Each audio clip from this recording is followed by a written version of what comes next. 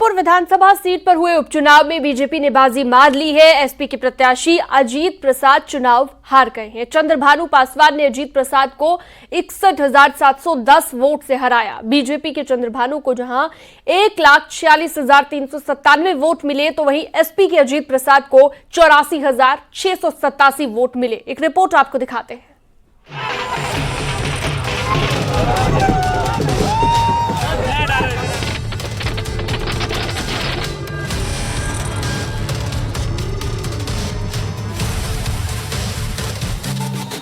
मिल्कीपुर की लड़ाई के नतीजों ने साफ कर दिया है कि उत्तर प्रदेश में योगी मैजिक पूरी तरह से बरकरार है।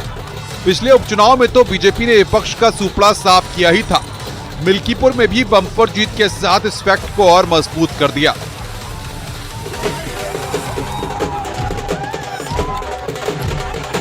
अब भाजपा कार्यालय पर उत्साह है। बकायदा ढोल नगाड़े के धुन पर यहाँ पर जो उनके कार्यकर्ता है वो नाच रहे हैं। इसके साथ ही आतिशबाजी की जा रही है। ये स्वाभाविक रूप से वहाँ की जनता ने खुल करके भाजपा को आशीर्वाद दिया है और जो उनसे भूल हो गई थी लोकसभा के चुनाव में, उस भूल का उन्होंने व्यापक रूप से सुधार किया है।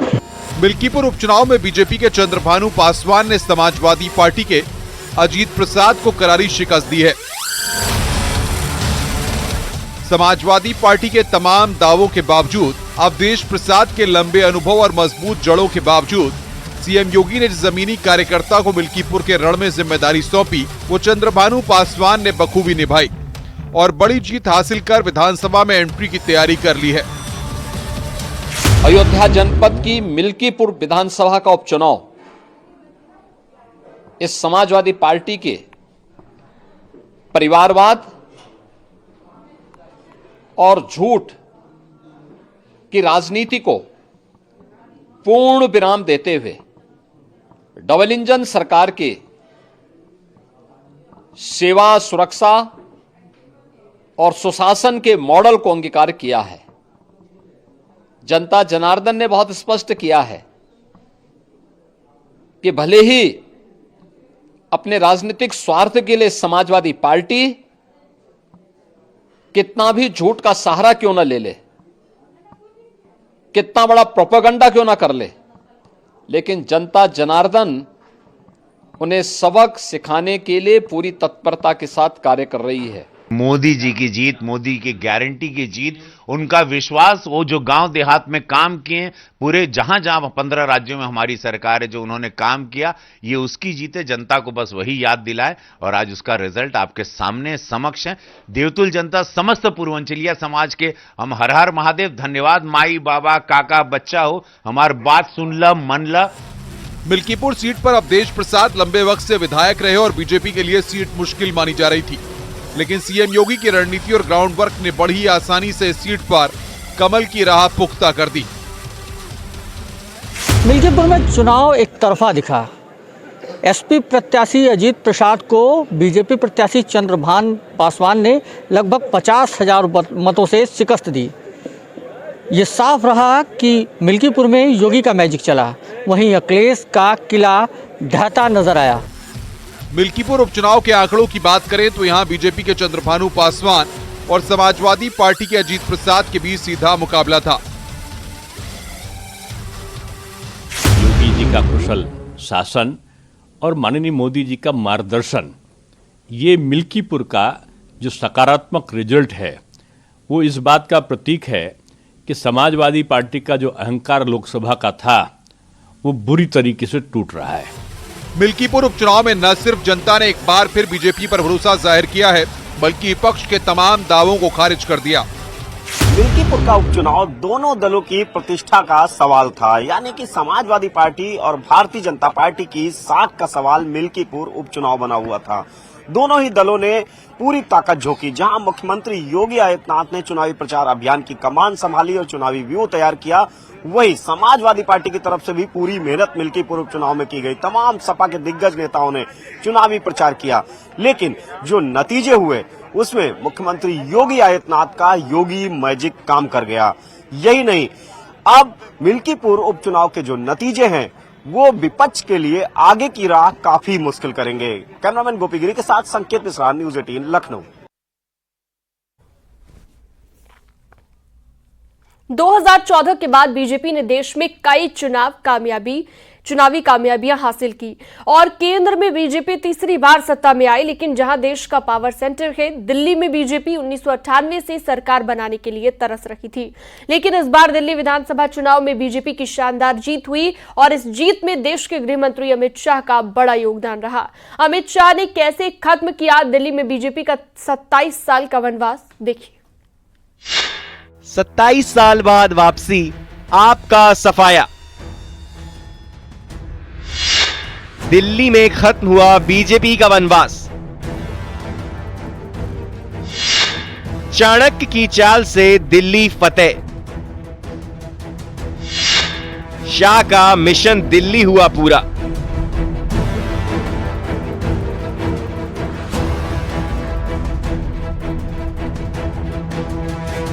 दिल्ली विधानसभा चुनाव में बीजेपी की शानदार जीत हुई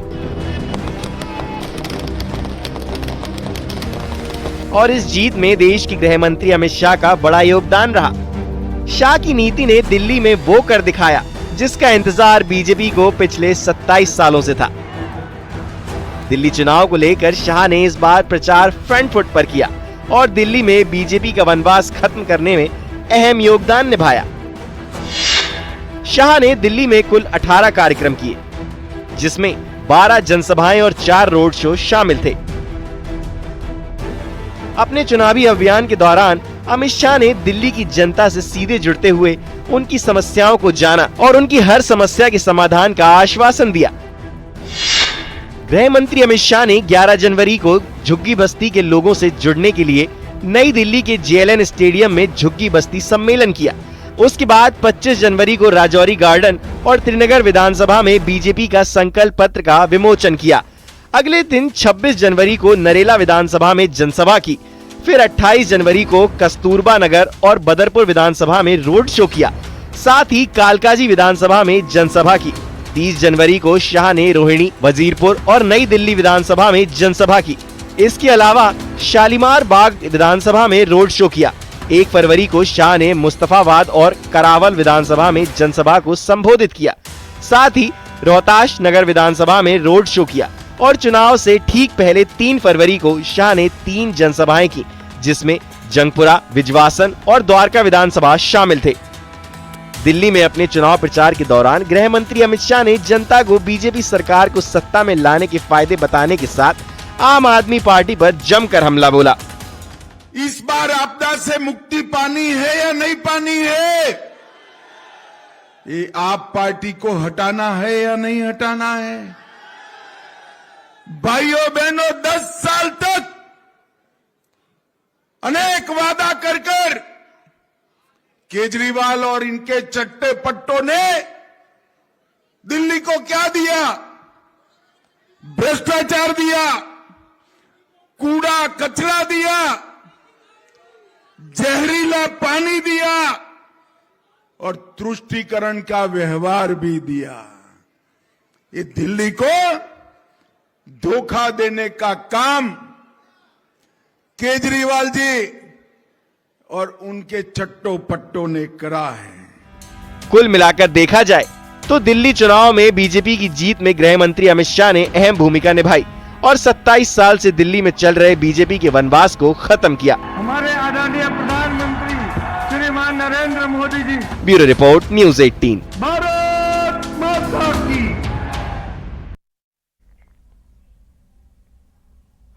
आगे बढ़ते हैं और नई दिल्ली में अरविंद केजरीवाल को हराने वाले परवेश वर्मा की बात करते हैं, जिनसे न्यूज़ 18 के मैनेजिंग एडिटर अमीश देवगन ने खास बातचीत की है। आप देख रहे हैं न्यूज़ 18 इंडिया और मेरे साथ इस समय मैन ऑफ द मूवमेंट परवेश वर्मा है। परवेश जी, चुनाव के बीच में भी हमारी बात हुई। पहले तो आपको शुभकामनाएं। अरविंद केजरीवाल को आपने सीधी लड़ाई में चुनाव में हरा दिया। यकीन तो आपको था, कॉन्फिडेंस तो आपको था, लेकिन ऐसा नहीं लग रहा था कि अरविंद केजरीवाल चुनाव अपना हार सकते हैं। लेकिन नई दिल्ली में अरविंद केजरीवाल क्यों हारे हैं और आप क्यों जीते हैं, इसके 2 कारण। आप ऐसे 2 कारण 3 कारण मैं कैसे बता सकता हूँ। सबसे बड़ा कारण है हमारे प्रधानमंत्री मोदी जी के काम और उनके ऊपर जो विश्वास जताया दिल्ली की जनता ने, ये सबसे बड़ा कारण है। जी, दिल्ली में पार्टी के कार्यकर्ताओं की बड़ी मेहनत हुई है। नई दिल्ली में जो अरविंद केजरीवाल के झूठ थे वो सभी यहाँ के लोगों ने समझे, और हमने यहाँ की जनता से मिलकर, एक एक आदमी से, एक एक मतदाता से मिलकर अपनी बात उन तक पहुँचाई, हमारे पार्टी के मैनिफेस्टो को पहुँचाया, तो उन्होंने विश्वास किया, इसलिए ये रिजल्ट आया। जी, लेकिन क्या आप अगले मुख्यमंत्री होंगे दिल्ली के? हालांकि आप तो बोलेंगे पार्टी निर्णय करेगा, लेकिन आपने आम आदमी पार्टी के सबसे बड़े नेता को चुनाव हराया है, तो निश्चित तौर पर आपके कार्यकर्ताओं के मन में, आपके समर्थकों के मन में, आपके मन में भी ये बात तो होगी।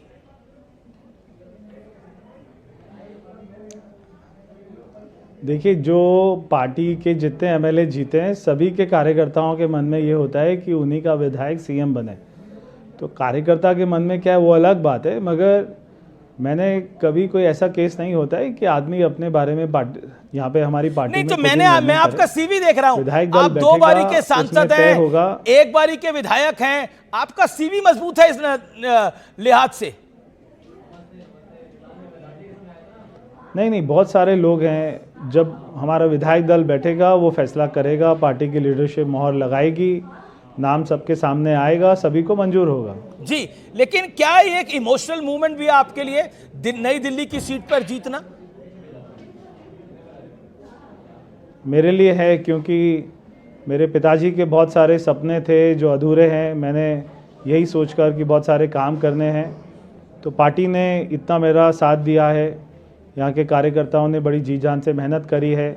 मेरे लिए चुनौती भी है, मेरे लिए चैलेंज भी है, इतने सारे काम करना और सबकी उम्मीदों पे खरा उतरना। तो मैं कोशिश करूँगा कि 20 घंटा काम करूँ दिन में और ये सारे काम कर पाऊँ। जी, लेकिन आपकी जीत का अगर मैं एक कारण पूछूं तो आपकी राय में वो कारण क्या होगा, और अरविंद केजरीवाल की हार का एक बड़ा कारण आपको क्या दिखाई देता है? आपकी जीत का एक कारण और केजरीवाल की हार का अरविंद केजरीवाल जी के झूठ हमारी जीत का एक कारण है। प्रधानमंत्री नरेंद्र मोदी जी के देश में सारी योजनाएं, उनका विश्वास, जो सारी जनता का विश्वास है उन पर, वो सबसे बड़ा कारण है जीत का। और अरविंद केजरीवाल जी की हार का सबसे बड़ा कारण है उनके झूठ, बार बार रोज सुबह शाम झूठ बोलना, ये उनका हार का सबसे बड़ा कारण है। अब ठीक है, आप अमित शाह से मिले जीतने के बाद, अब गृह मंत्री अमित शाह से मिले, तो मुलाकात हुई तो क्या बात हुई, क्या कहा गृह मंत्री अमित शाह ने आपको?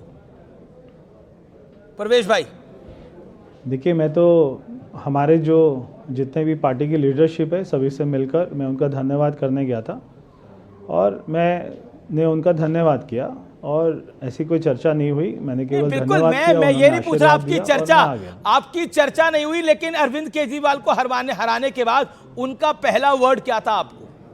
What is said to you? नहीं, उन्होंने आशीर्वाद दिया। उन्होंने कहा कि अच्छा रहा, आपने बहुत मेहनत करी। मैंने उनको बताया कि कार्यकर्ताओं ने बहुत मेहनत करी है, तो उन्होंने मेरे को बधाई दी, और बस केवल इतना ही। मैं वहाँ पे 2 मिनट के लिए बात हुई। जी, चलिए, आज तो थोड़ा अब आप रिलैक्स होंगे, जीत हो गई है, तो सेलिब्रेट कैसे करेंगे? कार्यकर्ताओं के साथ, फैमिली के साथ, how you will celebrate today? Parvesh Verma. कार्यकर्ताओं के साथ अभी आपके साथ कर रहा हूँ चैनल पे, और अभी आपके दर्शकों के साथ कर रहा हूँ, और अभी अपने कार्यकर्ताओं के साथ करूंगा जिन्होंने मेहनत करी है। तो कौन सी मिठाई पसंद है आपको खानी? आज तो मेरा व्रत है, एकादशी का व्रत है आज। एकादशी का व्रत है आज आपका, तो व्रत का फल मिल गया है आपको, व्रत का फल भी मिल गया है। लेकिन ऑन अ लाइटर नोट, मैं हमेशा एकादशी का व्रत रखता हूँ। जी, बिल्कुल। ऑन अ लाइटर नोट, क्या आपको लगता है कि जो आरोप आप पे लगाए गए, इतने सारे आरोप लगाए गए, आम आदमी पार्टी के एक पूरा विंग आप पर अटैक कर रहा था, बहुत सनसनीखेज आरोप लगाए, ये हो रहा है, वो हो रहा है, उन सबको भी जवाब मिला है? आज आप क्या कहना चाहते हैं उन सब आरोपों पर, उन सब बातों पर? अमीश भाई, छोड़ो कल की बातें, कल की बात पुरानी, नए दौर में लिखेंगे मिलकर नई कहानी। मैं केवल इतना ही कहना चाहता हूँ। जी, छोड़ो कल की बातें। और जो जेल गए थे आम आदमी पार्टी के नेता, जो आम आदमी पार्टी के नेता जेल गए थे, वो तीनों नेता चुनाव हारे हैं। अरविंद केजरीवाल, मनीष सिसोदिया, सत्येंद्र जैन। ये क्या मैसेज है? ये मैसेज है कि दिल्ली में करप्शन नहीं चल सकती, दिल्ली में झूठ नहीं चल सकता, दिल्ली में मकारी भ्रष्टाचार नहीं चल सकता। दिल्ली में केवल अच्छी सरकार चलानी है, नीयत से चलानी है, ईमानदारी से चलानी है, तो ही दिल्ली वासी आपको हमेशा आपका साथ देंगे। बार बार झूठ नहीं चल सकता, एक बार दो बार चलता है, बार बार नहीं चलता है। जी ठीक है, धन्यवाद अमीश भाई। जी, दिल्ली में चल रहा बीजेपी का वनवास आखिरकार खत्म हो गया और बीजेपी की शानदार जीत हुई। इस जीत में उत्तर प्रदेश के मुख्यमंत्री योगी आदित्यनाथ का भी बड़ा योगदान रहा। योगी का जादू दिल्ली में खूब चला। सीएम योगी आदित्यनाथ ने दिल्ली चुनाव का मोर्चा संभालते हुए 6 जनसभाओं को संबोधित किया और दिल्ली में रहने वाले पूर्वांचल के वोटर्स को बीजेपी के पक्ष में करने में कामयाब हो गए। देखिए।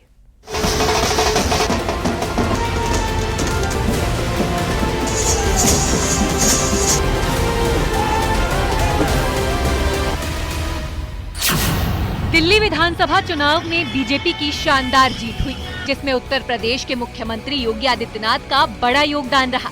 योगी का जादू दिल्ली में चला।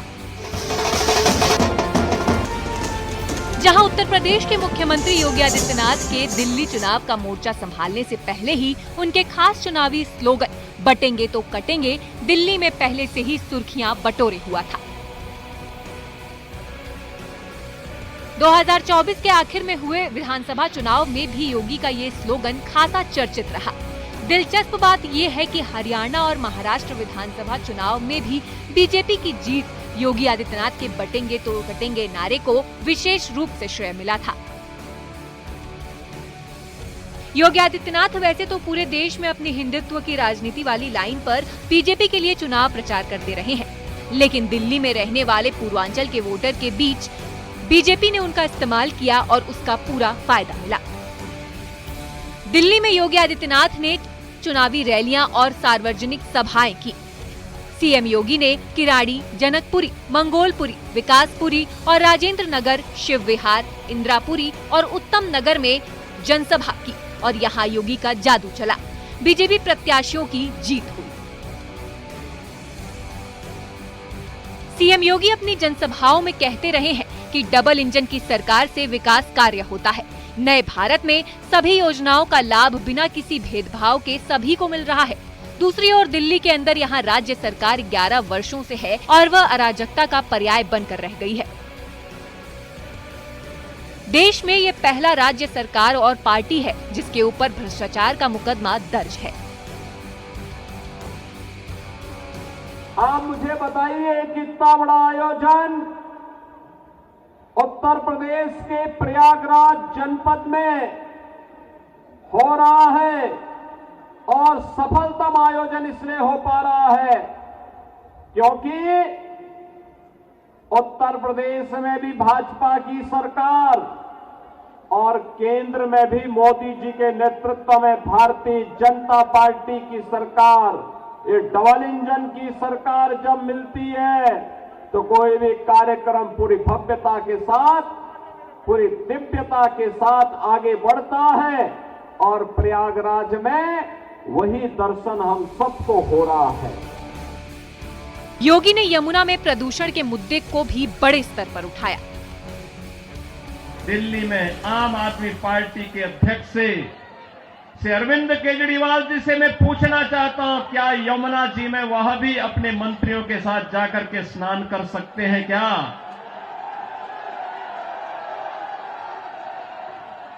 अगर उनमें नैतिक साहस है तो उनको इसका जवाब देना चाहिए। यमुना मैया को एक गंदे नाले के रूप में बदलने का अपराध क्या उन्होंने किया है कि नहीं किया है? और अगर वह व्यक्ति इस बात का अपराधी है तो फिर मुझे नहीं लगता है कि जनता जनार्दन की इस अदालत में उन्हें कोई माफी दी जानी चाहिए।